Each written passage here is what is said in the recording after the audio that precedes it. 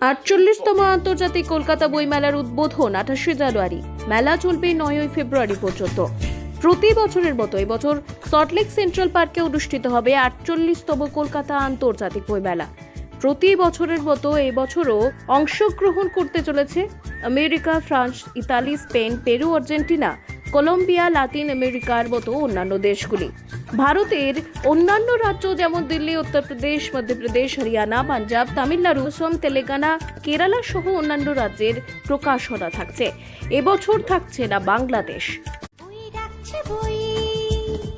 যেন পাতায় পাতায় লেখা অনেক কথা, শুধু তোমার আমার। ওই ডাকছে বই, যেন নতুন গন্ধ মাথা, দিন বদলের কথা শুনিয়ে আবার। ওই ডাকছে বই, যেন ছোট্ট কথায় ধরা এক পৃথিবী ভরা গল্প সবার।